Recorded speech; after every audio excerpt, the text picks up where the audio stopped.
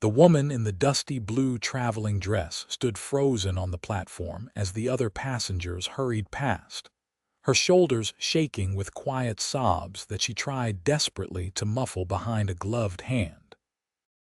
Victoria Nash had traveled nearly 2,000 miles from Philadelphia to Grass Valley, California, only to discover that the man who had sent for her, who had written such hopeful letters about their future together, was not waiting at the train station as promised. Instead, the station master had delivered news that would shatter any bride's dreams. Her intended husband had been killed in a mining accident 3 days prior, and nobody had thought to send word before she made the long journey west.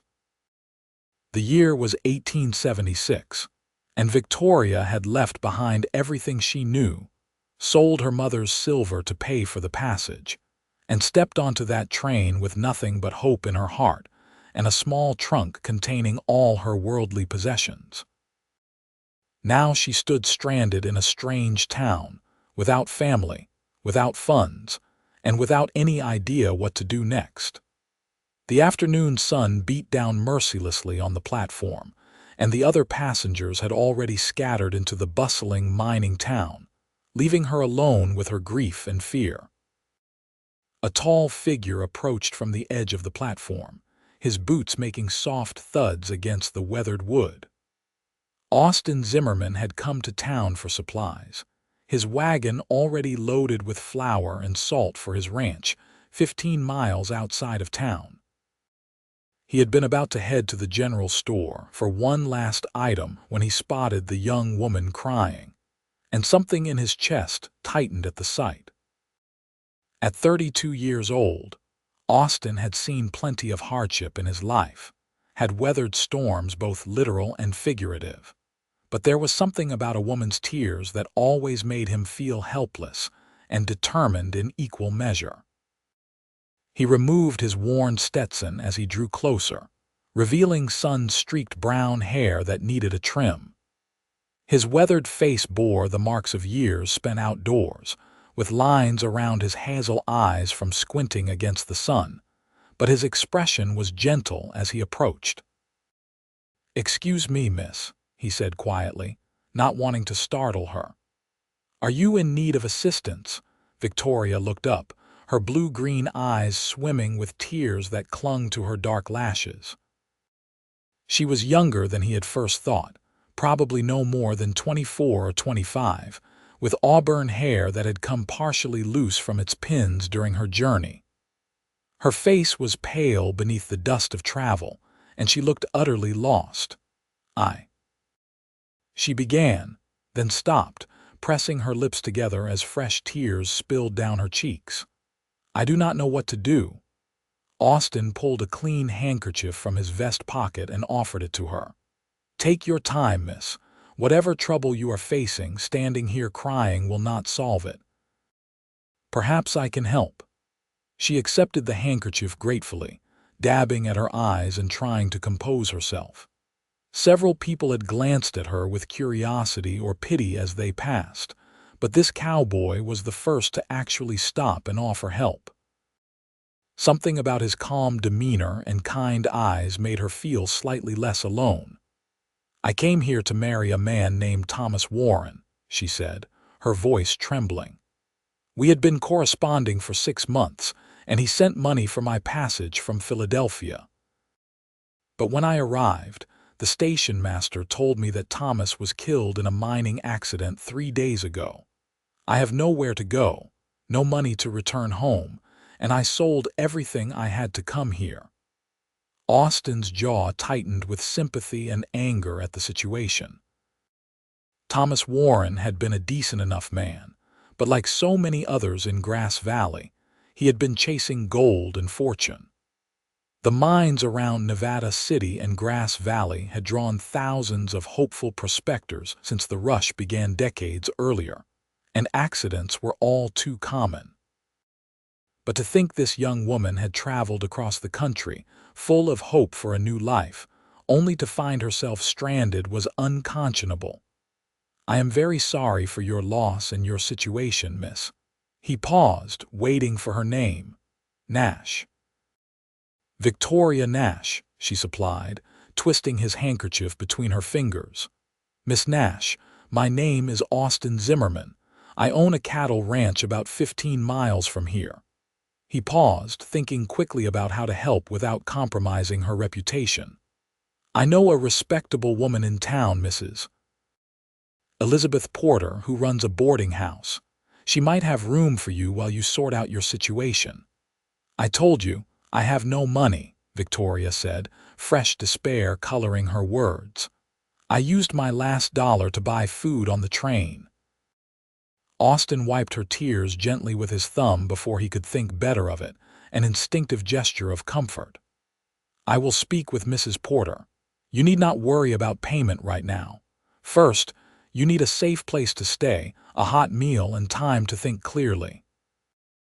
Victoria looked up at him with such gratitude that Austin felt his heart squeeze in his chest. Why would you do this for a stranger? Because it is the right thing to do, he said simply. Because you are far from home and in trouble through no fault of your own. And because I was raised to help those in need when I can. He gestured toward her trunk. Is this all your luggage? Yes, that is everything, she said quietly. Austin lifted the trunk easily onto his shoulder, then offered her his free arm. Come on then, let us get you settled. Mrs. Porter is a kind woman, and she will take good care of you. As they walked through the dusty streets of Grass Valley, Victoria tried to take in her surroundings despite her emotional turmoil. The town was bigger than she had expected, with 2- and 3-story buildings lining the main street. Wagons and horses crowded the thoroughfare, and the sounds of industry rang out from every direction. The stamp mills that processed ore from the mines created a constant background noise, and men in work clothes hurried about their business with determined expressions. California in 1876 was still rough around the edges, especially in the mining towns.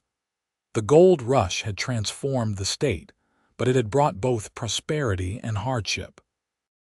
Victoria had read about California in letters and newspapers, but the reality was overwhelming in its noise, dust, and barely contained energy. Mrs. Porter's boarding house was a 2-story white structure on a quieter side street, with a neat garden in front and lace curtains in the windows. Austin guided Victoria up the front steps and knocked firmly on the door. A woman in her 50s answered, her gray-streaked hair pulled back in a neat bun. She had a stern face that softened when she saw Austin, then grew concerned when she noticed Victoria's tear-stained face. Austin Zimmerman, what brings you to my door? And who is this young lady? Hello, Mrs. Porter. This is Miss Victoria Nash, and she finds herself in difficult circumstances. Might we come in? The explanation is rather involved. Mrs. Porter stepped back immediately, ushering them into a clean, comfortable parlor. Of course, come in. You look absolutely done in, dear. Sit down before you fall down. Victoria sank gratefully onto a horsehair sofa while Austin set her trunk down and explained the situation. Mrs. Porter listened with increasing sympathy, shaking her head at Victoria's misfortune. That poor Warren boy, she said. I heard about the accident. Cave-in at the Empire Mine took 3 men. Such a tragedy. She turned to Victoria. And you came all this way only to find yourself alone. Lord have mercy, what a terrible shock. Mrs. Porter, I was hoping you might have room for Miss Nash to stay while she determines what to do next, Austin said. I will cover her room and board for the first month. Austin, that is too generous, Victoria protested, but he held up a hand. It is settled. You need time to recover from this shock and to make decisions about your future. A month should give you enough time. Mrs. Porter nodded approvingly. You are a good man, Austin Zimmerman. Your mother raised you right. She turned to Victoria. Of course you can stay here, dear. I have a nice room on the 2nd floor, and you will take meals with me and the other boarders. There are only 3 others right now. a teacher, a clerk from the assay office, and a widow who works at the millinery shop. All respectable people. Relief flooded through Victoria so intensely that she began crying again, but these were tears of gratitude rather than despair. "Thank you. Thank you both so much. I do not know what I would have done." "You would have figured something out," Austin said gently. "But there is no need when help is offered freely." Mrs. Porter stood. "Let me show you to your room, Miss Nash. You can wash up and rest before supper. You look exhausted, and I imagine the journey was long." 4 days on various trains," Victoria admitted, rising on shaky legs. "And I barely slept any of those nights." "Then rest now." "Austin, will you stay for supper?" Mrs. Porter asked. He shook his head. "I appreciate the offer, but I need to head back to the ranch before dark. I have hands waiting on the supplies I brought to town." He turned to Victoria. "Miss Nash, try not to worry too much. Things have a way of working out. If you need anything, Mrs. Porter knows how to reach me." Victoria stepped forward impulsively and took his hand. "Thank you, Mr. Zimmerman. I cannot express how much your kindness means to me. You may have saved my life today." Austin felt warmth spread through him at her touch, and he was surprised by the strength of his reaction. "You are very welcome. Rest well, Miss Nash." As he walked back to his wagon, Austin found himself thinking about the mail-order bride with the sad eyes. There had been something about her, beyond just her obvious distress, that called to him. Perhaps it was the courage it had taken to travel across the country to marry a stranger. Perhaps it was the dignity she had maintained even while crying on the train platform.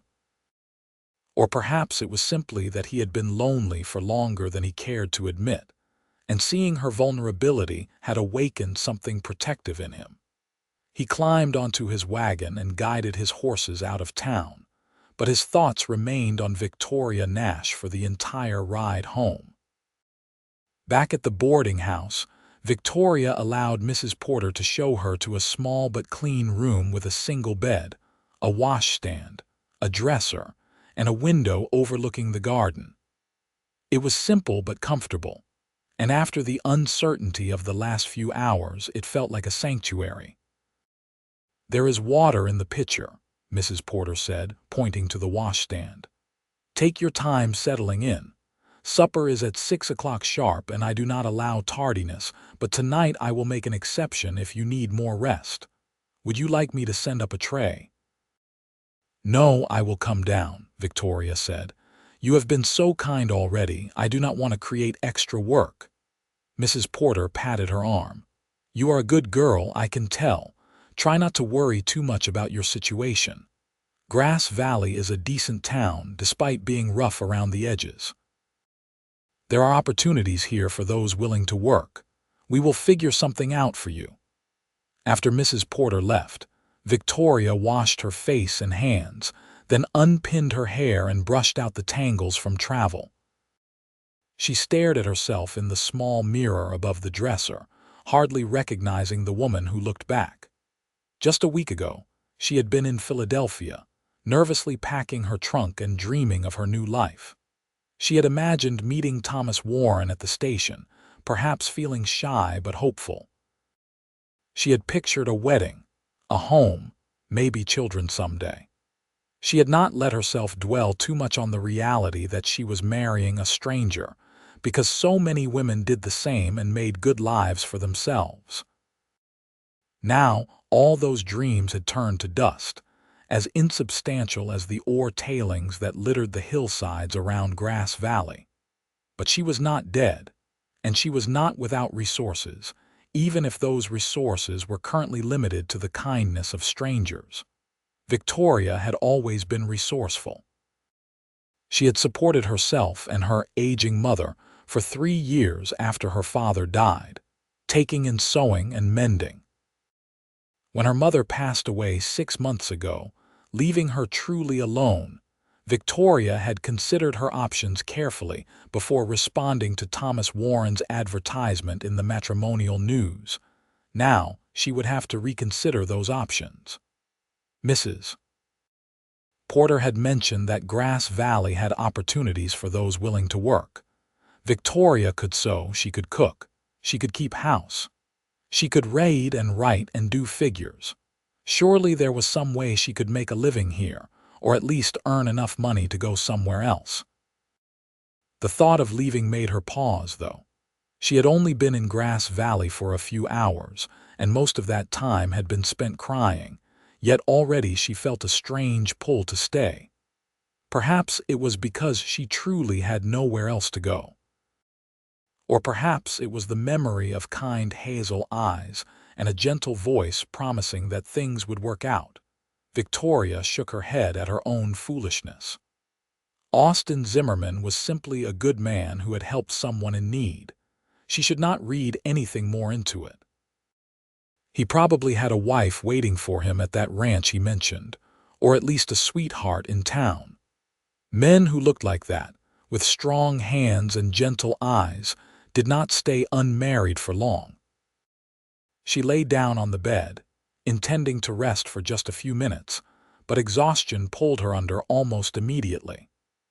She slept deeply and dreamlessly for the first time in days, and when she woke, the sun was setting and the shadows in her room had grown long.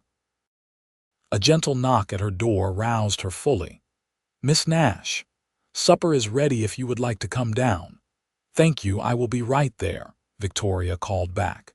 She quickly pinned up her hair, smoothed her wrinkled dress as best she could, and made her way downstairs. The dining room held a large table set for 6, and 3 people were already seated. They looked up with friendly curiosity as Victoria entered. "Everyone, this is Miss Victoria Nash, who will be staying with us," Mrs. Porter announced, gesturing for Victoria to take a seat. "Miss Nash, this is Miss Sarah Winters, who teaches at the school, Mr. George Palmer, who works at the assay office, and Mrs. Ruth Henderson, who works at the millinery." They all nodded greetings, and Miss Winters, a pleasant-looking woman in her 30s, smiled warmly. "Welcome to Grass Valley, Miss Nash. What brings you to our little town?" Victoria hesitated, unsure how much to share, but Mrs. Porter saved her the trouble of answering. "Miss Nash has had a difficult journey, and she will be staying with us while she sorts out her plans. Now, let us eat before everything gets cold." The meal was simple but hearty: roast chicken, potatoes, green beans, and fresh bread. Victoria found she was ravenously hungry despite her emotional turmoil, and she ate more than she had in days. The conversation around the table was pleasant and general, touching on town gossip and news without requiring much participation from Victoria. After supper, Mrs. Henderson invited Victoria to sit with her in the parlor. The widow was a kind-faced woman in her 40s with a gentle manner. "I hope you do not mind me being forward, dear, but I overheard Mrs. Porter explaining your situation to the others earlier," she said quietly. "I came to California under similar circumstances 10 years ago, though in my case, my husband-to-be did meet me at the train.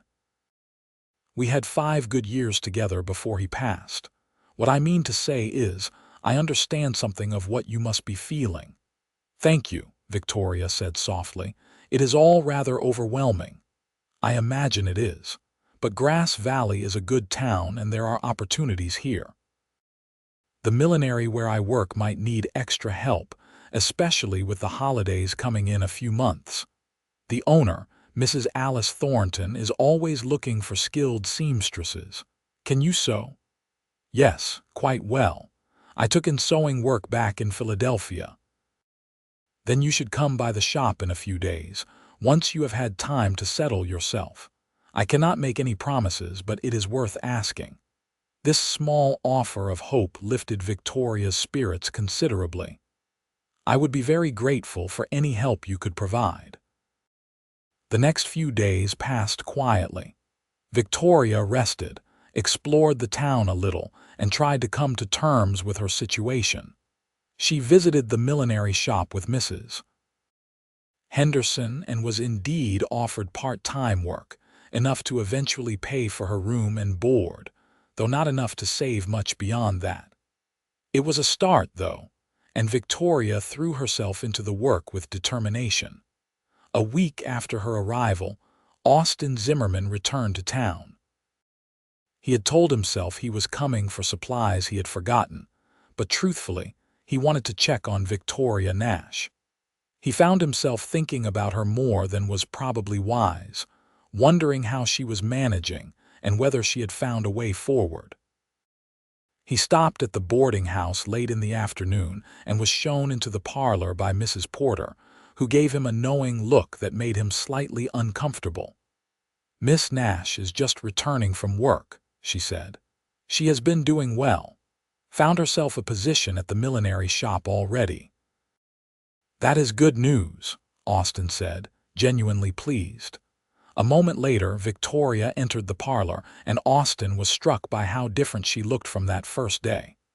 She still wore the same blue traveling dress, but she had mended and cleaned it.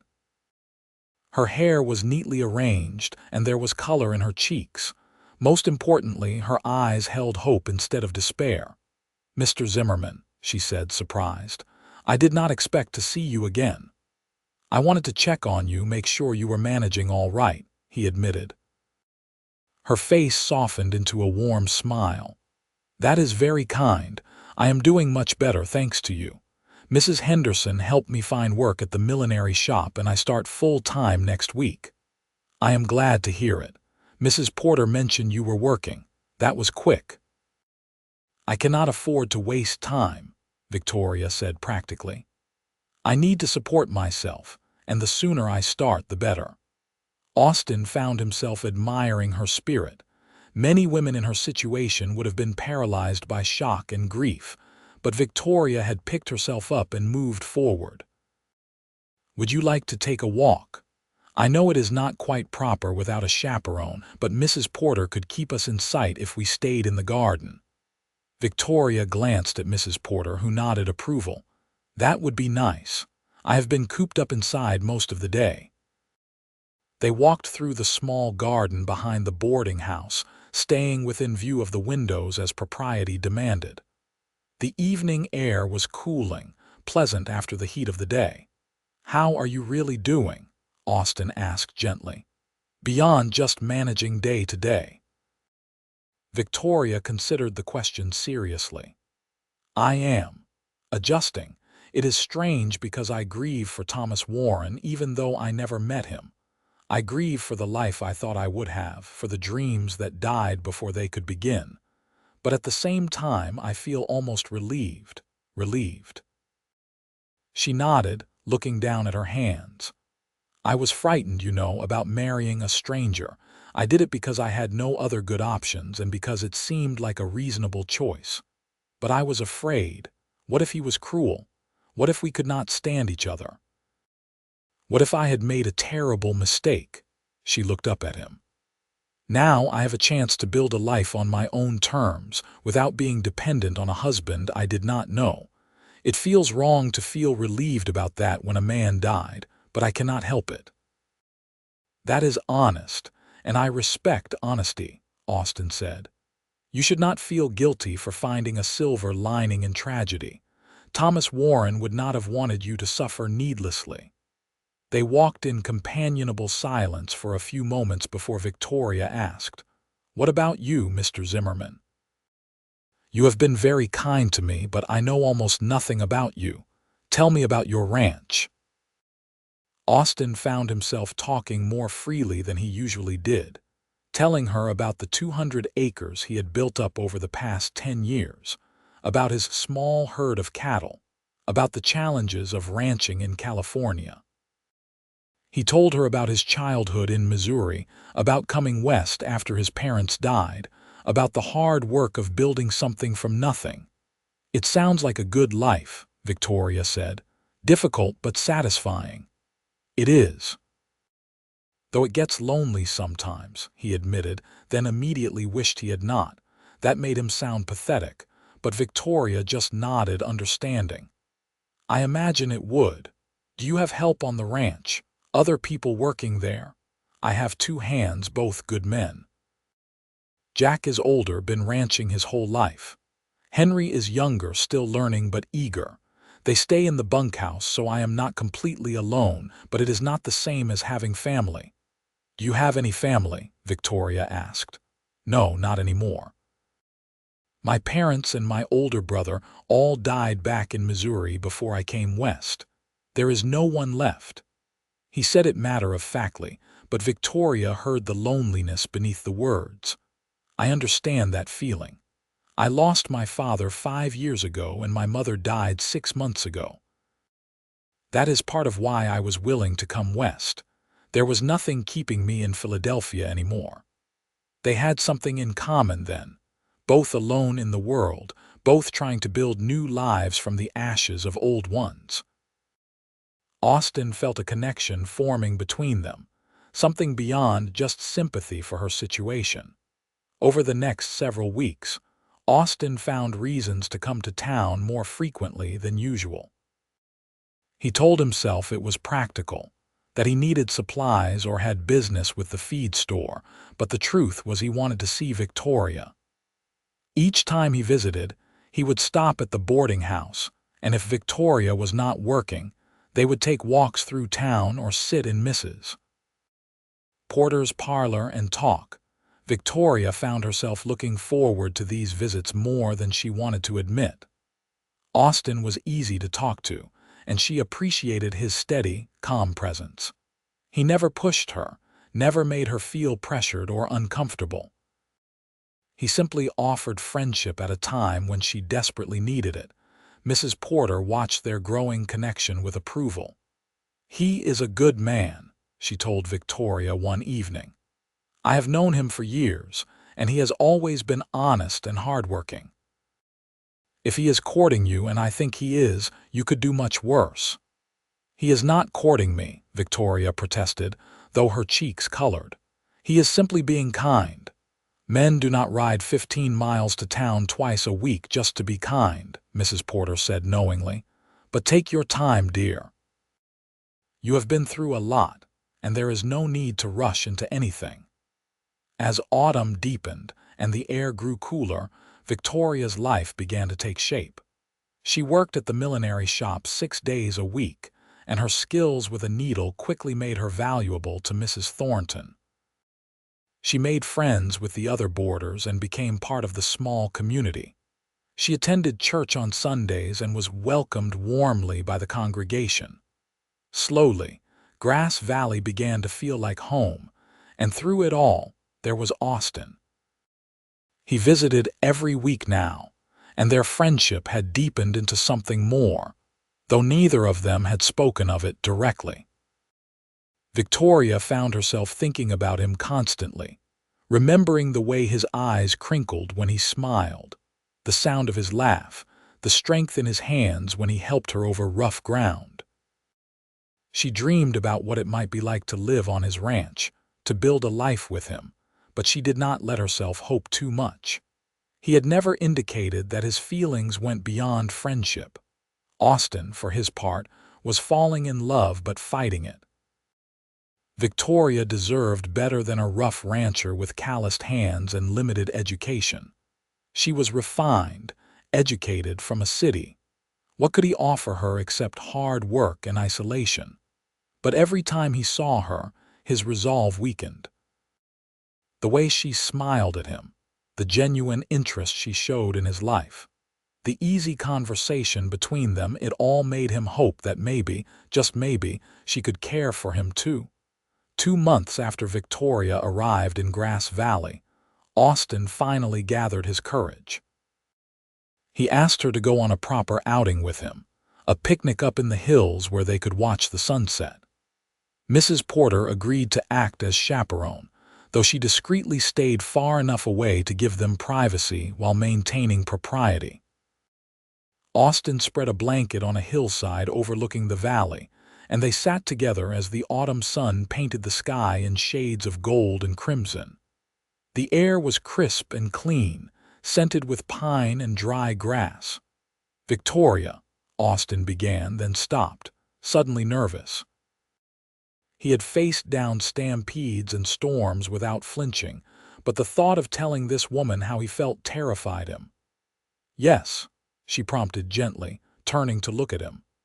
"These past 2 months have been the happiest of my life," he said, meeting her eyes. "I know we started out with me just trying to help you, but somewhere along the way, it became more than that for me. You became more than that. I think about you constantly. I ride into town making up excuses because I want to see you. I dream about what it would be like to come home to you every evening." He took a deep breath. "What I am trying to say, probably badly, is that I have fallen in love with you, Victoria Nash." Victoria's eyes filled with tears, but this time they were tears of joy. "Oh, Austin, I have fallen in love with you too. I have been so afraid to hope that you might feel the same way." Relief and happiness flooded through Austin so intensely he felt dizzy. "You mean it? You actually love me?" "Yes," she said, laughing through her tears. "How could I not? You saved me when I was lost. You have been patient and kind and wonderful. You make me laugh. You make me feel safe. I love you so much it scares me sometimes." Austin reached out and wiped away her tears, just as he had done that first day on the train platform. But this time, the gesture was intimate rather than simply comforting. "Do not be scared. I promise I will take care of you, keep you safe, love you for the rest of my life if you will let me." "I will let you," Victoria whispered. Austin leaned forward slowly, giving her time to pull back if she wanted, but Victoria met him halfway. Their first kiss was gentle and sweet, a promise of all the kisses to come. When they finally pulled apart, both were smiling so broadly it was almost ridiculous. "I want to marry you," Austin said. "I know it might seem fast, and I know you came here planning to marry someone else, so maybe you need more time. But I know what I want, and I want you as my wife." Victoria's practical nature warred with her romantic heart. They had only known each other for 2 months, but then again, she had been prepared to marry Thomas Warren after knowing him even less.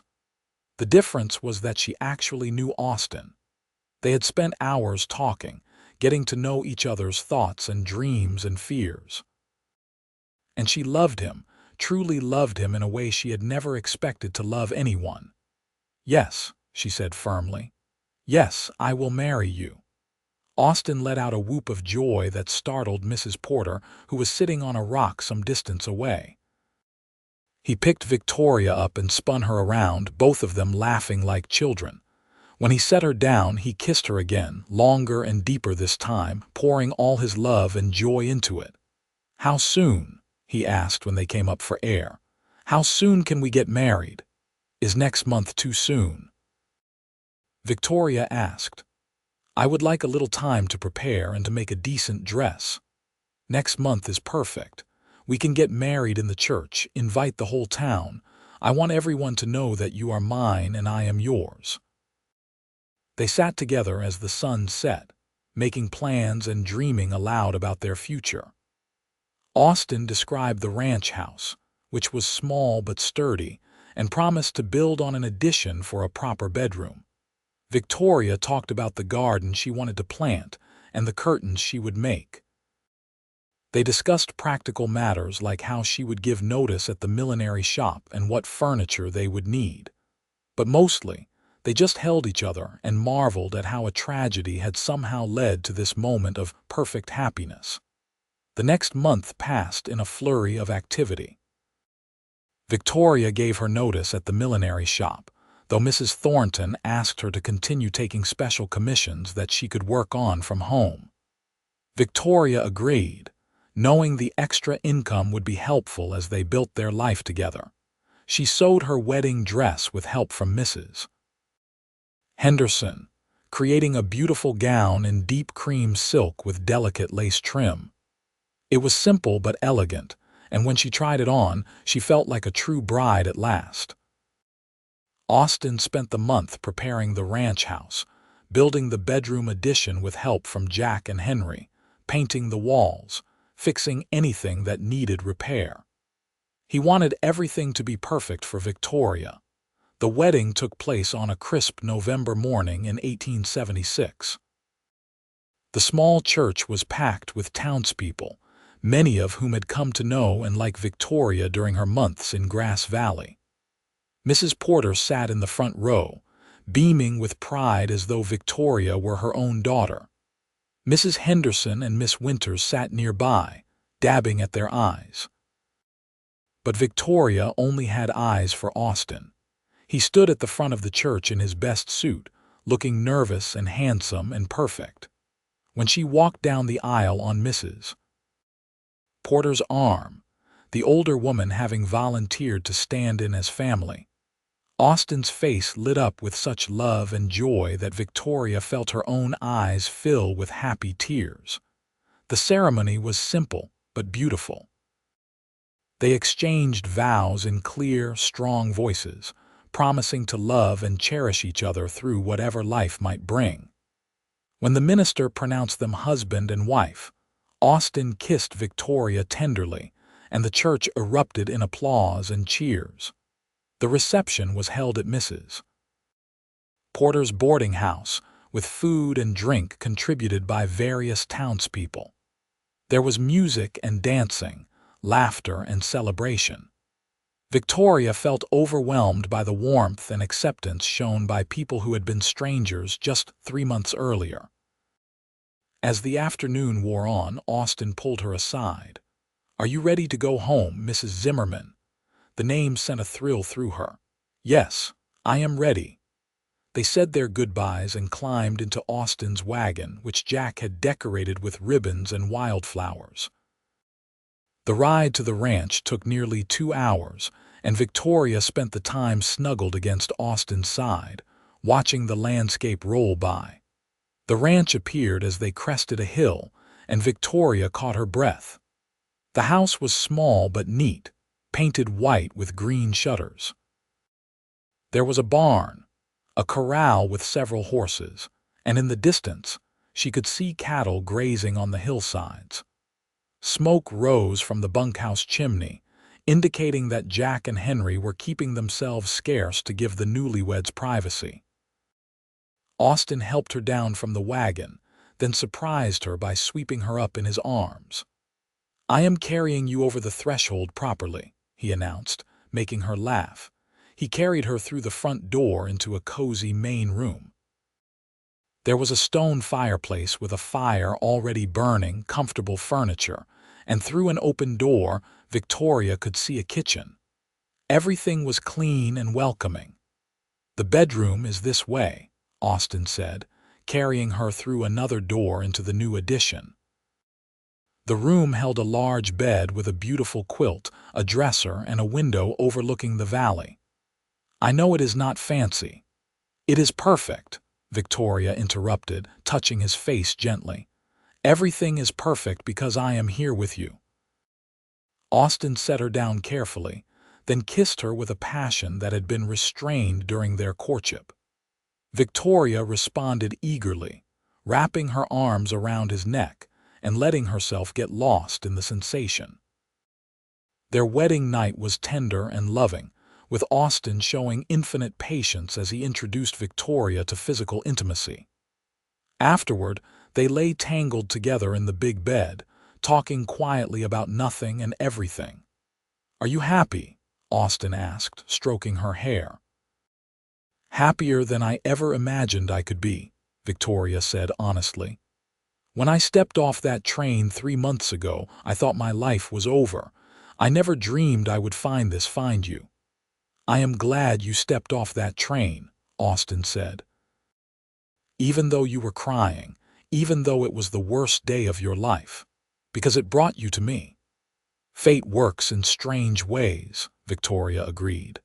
"I came here to marry a man I had never met, and instead I married a man I love with all my heart." They fell asleep wrapped in each other's arms, two people who had been alone finding completeness together. Victoria adapted to ranch life more easily than either of them had expected. She had been raised in a city, but she was practical and hardworking, and she threw herself into learning the rhythms of ranch life. She cooked for Austin and the ranch hands, tended the vegetable garden even as winter approached, learned to churn butter and preserve food. She continued taking sewing commissions from Mrs. Thornton, working on elaborate hats and dresses in the evenings while Austin did paperwork or mended tack. Jack and Henry treated her with respect bordering on reverence. Having a woman at the ranch transformed the atmosphere, making it feel more like a home than just a workplace. Victoria baked them cookies and mended their clothes, and they responded by bringing her wildflowers and teaching her to ride. The riding lessons were Austin's idea. He wanted Victoria to be able to move around the ranch independently, and he loved the idea of riding out together across his land. Victoria was nervous at first, but with patient instruction from Austin, she gradually gained confidence. One afternoon in early spring, they rode together to a meadow that exploded with wildflowers. Austin had packed a lunch, and they ate sitting on a blanket while the horses grazed nearby. "I have been thinking," Victoria said, lying back on the blanket and looking up at the impossibly blue sky, "about how much my life has changed in 6 months. If someone had told me last October that I would be married to a wonderful man and living on a ranch in California, I never would have believed them." Austin stretched out beside her, propping himself up on one elbow to look at her face. "And are you happy with how things turned out?" "Happy is not a strong enough word," Victoria said, reaching up to touch his face. "I am joyful, grateful, content, in love. I wake up every morning amazed that this is my life." "I feel the same way," Austin admitted. "The ranch was just a place I lived before you came. Now it is home." They kissed in the flower-filled meadow, and Austin pulled her close, his hands roaming over her body with growing urgency. Victoria responded eagerly, and they made love there in the open air, surrounded by wildflowers and blue sky, feeling free and alive and perfectly happy. Afterward, as they lay tangled together, Victoria said softly, "I think I might be pregnant." Austin sat up abruptly. "What, really?" "Are you sure?" "Not completely sure yet, but I have been feeling different lately and I have missed my monthly time. I did not want to say anything until I was more certain, but—" She smiled at his expression of wonder and joy. "You look happy about it." "Happy? Victoria, I am ecstatic." He pulled her into his arms, holding her gently as though she might break. "A baby, our baby, when do you think?" "If I am right, probably late summer or early fall," Victoria said. "But Austin, please do not tell anyone yet. I want to be absolutely sure first." "Of course, whatever you want." He kissed her forehead, then her nose, then her lips. "But I am going to have a hard time keeping this to myself. I want to shout it from every hilltop." Over the next few weeks, Victoria's pregnancy became undeniable. Morning sickness struck with a vengeance, and her dresses began to grow tight around the waist. They finally shared the news with Jack and Henry, who were thrilled and immediately began treating Victoria like she was made of glass. "Stop that," Victoria said firmly when Jack tried to take a laundry basket from her. "I am pregnant, not an invalid. I can still do chores." "The boss will have our hides if anything happens to you or that baby," Jack protested. "The boss is being overprotective too," Victoria said, laughing as Austin tried to insist she should spend the day resting. "I am fine. Women have been having babies since the beginning of time while still doing their work." But despite her protests, Victoria was secretly touched by how protective they all were. Austin made sure she never lifted anything heavy, never overexerted herself, never wanted for anything. He read to her every evening, brought her flowers, rubbed her aching feet. The pregnancy progressed normally, and by midsummer, Victoria's belly had swelled noticeably. Mrs. Porter and Mrs. Henderson visited regularly, bringing advice and baby clothes they had sewn. The whole community seemed invested in the upcoming birth, with townspeople stopping by to drop off gifts and well wishes. On a hot afternoon in late August, Victoria's water broke while she was kneading bread. Austin immediately rode into town to fetch the doctor and Mrs. Porter, who had volunteered to help with the delivery. Then began the long, difficult process of bringing new life into the world. Victoria labored through the afternoon and into the evening, with Mrs. Porter offering encouragement and Austin hovering anxiously nearby. The pain was intense, worse than anything Victoria had imagined, but she bore it with determination, focusing on the fact that soon she would hold her baby. Finally, as the sun began to set with one last tremendous push, the baby was born. A healthy cry filled the room and Victoria collapsed back against the pillows, exhausted but elated. "It is a boy," the doctor announced, cleaning the infant and wrapping him in a blanket. A big, healthy boy. Austin was at Victoria's side instantly, his eyes wet with tears. "You did it. You were amazing. Are you all right?" "I am wonderful," Victoria said, though she looked pale and exhausted. "Can I hold him?" The doctor placed the tiny bundle in her arms, and Victoria looked down at her son with overwhelming love. He had a dusting of dark hair, a red, wrinkled face, and tiny fists that waved in the air. He was the most beautiful thing she had ever seen. "Hello, little one," she whispered. "We have been waiting for you." Austin sat on the edge of the bed, one arm around Victoria and one finger being grasped by his son's tiny hand. "He is perfect. You are perfect. I cannot believe he is ours." "What should we name him?" Victoria asked. They had discussed names but never settled on one definitively. Now, looking at their son, Austin said, "What about Samuel? After my father." "Samuel Zimmerman," Victoria tested the name. "I like it. Samuel Austin Zimmerman." "After both my father and me." Austin looked touched. "Yes, he should carry both names." She looked up at her husband with love shining in her eyes. "Does that suit you, Samuel?" The baby yawned widely, which they took as agreement, and both parents laughed. Mrs. Porter and the doctor left them alone to rest, with instructions to call if they needed anything. Jack and Henry peeked in just long enough to see the baby and offer congratulations before retreating to give the new family privacy. That first night, Victoria dozed while Austin sat in a chair beside the bed, holding his son and marveling at the miracle of him. He thought about how his life had changed since that day he met Victoria on the train platform.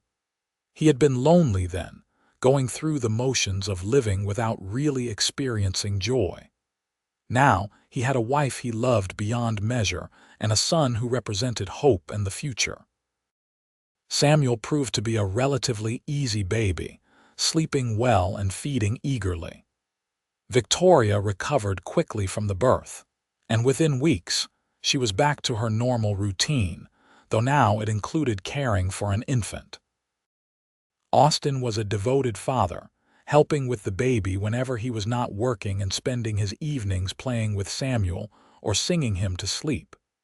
The first year of Samuel's life passed in a blur of sleepless nights, first smiles, first teeth, first words. Victoria and Austin grew even closer as they navigated parenthood together, learning as they went and supporting each other through the challenges. On Samuel's first birthday, they threw a party at the ranch, inviting everyone from town. Mrs. Porter brought a cake, and the house filled with friends celebrating the little boy who had brought so much joy to everyone who knew him.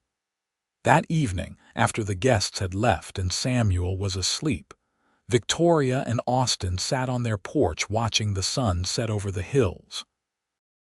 "A year ago I was terrified," Victoria admitted.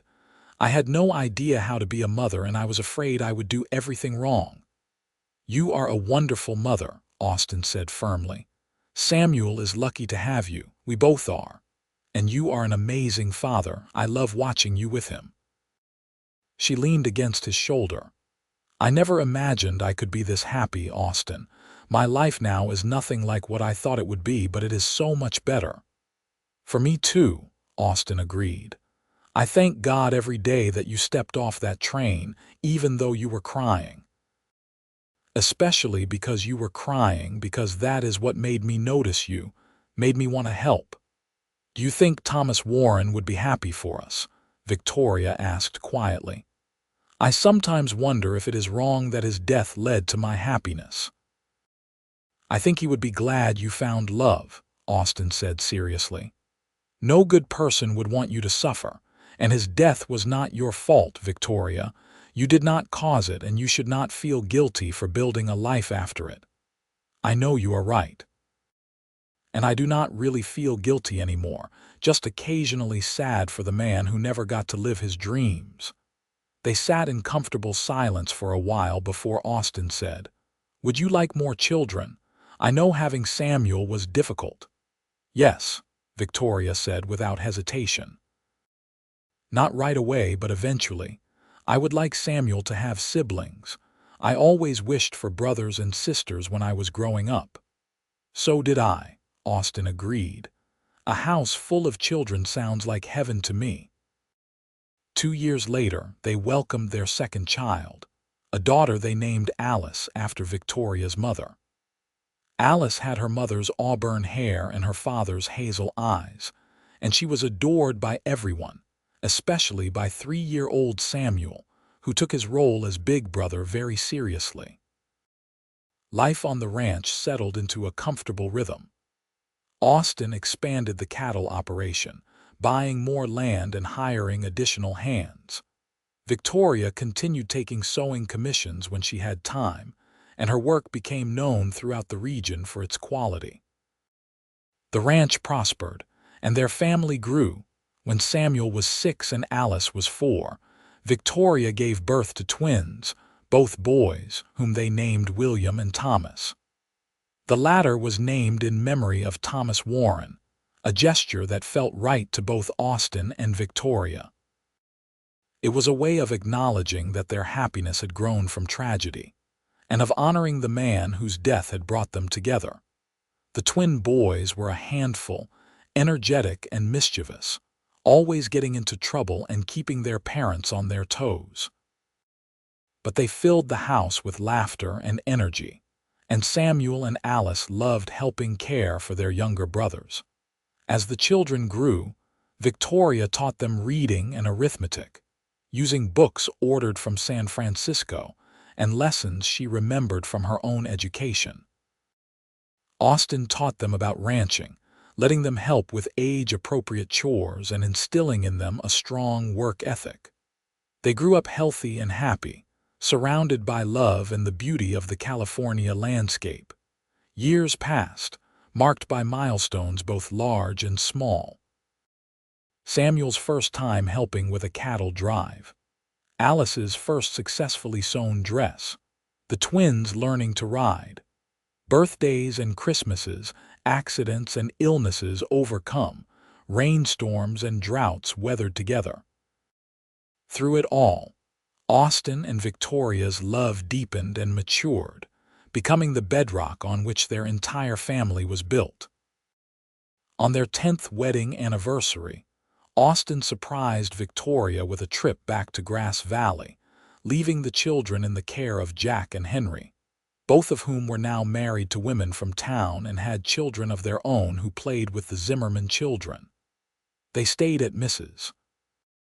Porter's boarding house, which brought back a flood of memories. Mrs. Porter, now in her 70s but still sharp and energetic, hugged them both tightly. "Look at you two," she said, her eyes bright with tears. "I remember when you first came here, Victoria, crying on that train platform. And I remember Austin bringing you to my door, already half in love with you, though he did not know it yet. Now look at you, married 10 years with 4 beautiful children. It does my heart good to see how happy you are." That evening, Austin took Victoria to the hillside where they had their first picnic, where he had first told her he loved her. The view was exactly the same, the valley spreading out below them bathed in golden evening light. "I wanted to come back here," Austin said, taking her hand. "To the place where everything really began for us. I wanted to tell you again that I love you, more now than I did even then." "I love you too," Victoria said, tears sliding down her cheeks. "You saved me, Austin, not just that first day on the platform, but every day since. You gave me a home, a family, a purpose. You gave me everything." "You saved me too," Austin said seriously. "I did not even realize I was drowning until you came along and gave me a reason to truly live. Every good thing in my life comes from you." They kissed as the sun set, just as they had done 10 years earlier, and Victoria felt the same thrill of love and belonging that she had felt then. Some loves fade with time, worn down by familiarity and routine. But theirs had only grown stronger, deepened by shared experiences and mutual respect. The next day they walked through town, and everywhere they went, people greeted them warmly. Victoria had become a respected member of the community, known for her kindness and her beautiful sewing work. Austin was admired for his fair dealing and hard work. Their children were well-liked and well-behaved. They had built something real and lasting in Grass Valley, a life that mattered. Before they left to return to the ranch, they visited the cemetery and stood before Thomas Warren's grave. Victoria placed wildflowers on the simple headstone. "Thank you," she said softly. "I named one of my sons after you so you would be remembered. I hope you do not mind that I found happiness from your tragedy. I hope you have found peace." Austin put his arm around her shoulders. "Should we go home to our children?" "Yes," Victoria said, smiling through her tears. "Let us go home." The years continued to pass. Samuel grew into a strong, responsible young man who loved ranching as much as his father did. Alice developed her mother's skill with a needle and her father's business sense, talking about opening her own shop someday. The twins, William and Thomas, were inseparable, partners in mischief and adventure. When Victoria turned 45, she and Austin took stock of their lives. The ranch now sprawled over 500 acres. The cattle operation was successful enough that they had been able to build a larger house, with proper bedrooms for all the children and a parlor for entertaining. They had money in the bank, investments in town, a standing in the community. But more importantly, they had each other and their family. Their children were healthy, happy, and prepared for their futures. Their love had not only endured, but had become even more profound as they aged together. "You ever think about that day on the train platform?" Austin asked one evening as they sat on the porch, watching the sunset as they had done countless times before. "Sometimes," Victoria admitted. "It seems like a lifetime ago now. I was so different then, so scared and alone. And now I am exactly where I am supposed to be," Victoria said firmly. "With you, with our children, in this place we have built together. Every hard thing I went through, every tear I cried was worth it to get here." Austin took her hand, their fingers intertwining with the ease of long practice. "I knew from that first moment that you were special. When I wiped your tears and promised you would be safe, I meant it. But I had no idea that I was promising to keep you safe for the rest of my life, that you would become the center of my whole world. And you kept that promise," Victoria said. "Every single day you have kept me safe, not just from physical danger but from loneliness and despair. You gave me a reason to hope again." They kissed, gently and sweetly, a kiss that contained 30 years of love and partnership. As the years advanced, and their children grew into adults with lives of their own, Victoria and Austin remained each other's greatest companions. Samuel took over more of the ranch operations, eventually building his own house on the property with his wife and children.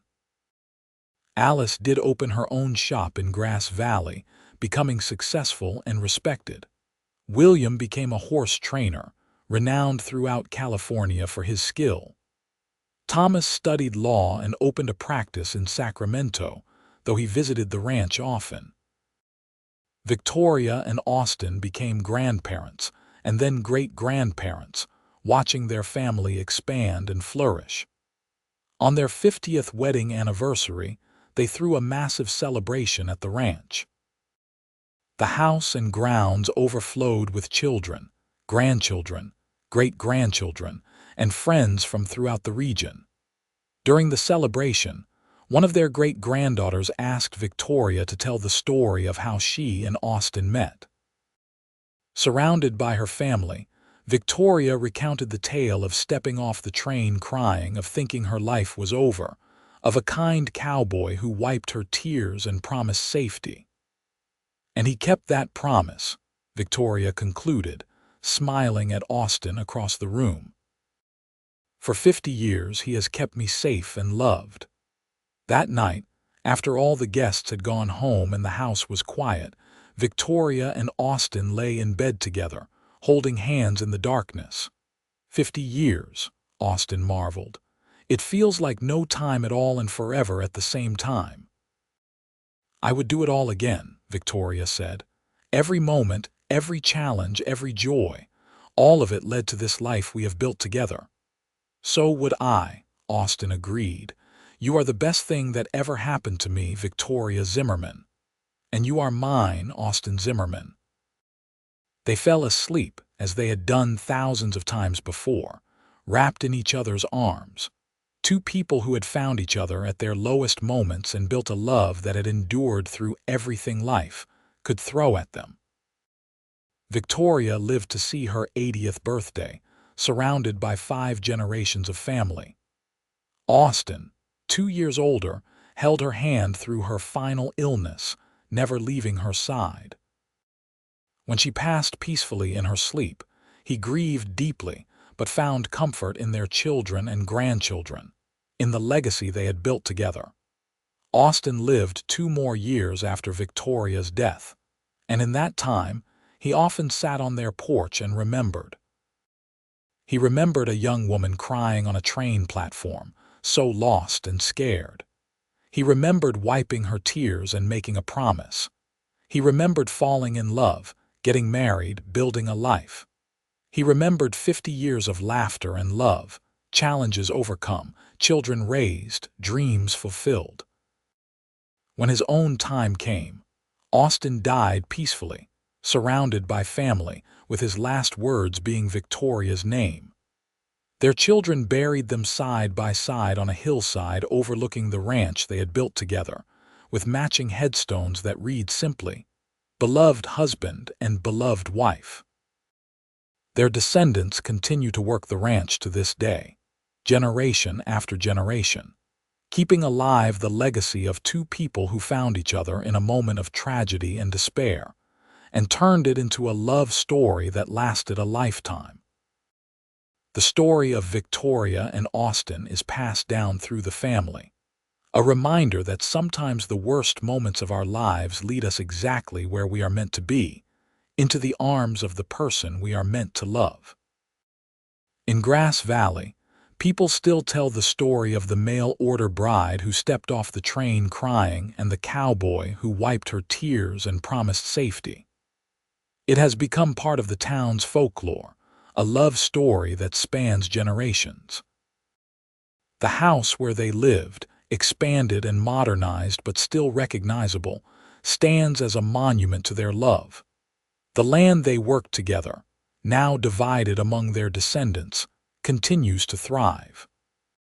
But beyond the physical legacy, beyond the property and the family tree, what Austin and Victoria really left behind was proof that love can bloom in the most unlikely circumstances, that kindness to a stranger can change the course of 2 lives, and that keeping a simple promise can lead to 50 years of happiness. They showed that tragedy does not have to define us, that we can build beauty from ashes, and that sometimes the best things in life come from the moments when we think all is lost. Their love story began with tears on a train platform and ended with a legacy that will endure for generations. And somewhere, perhaps, two souls are together again, still holding hands, still in love, forever safe in each other's arms.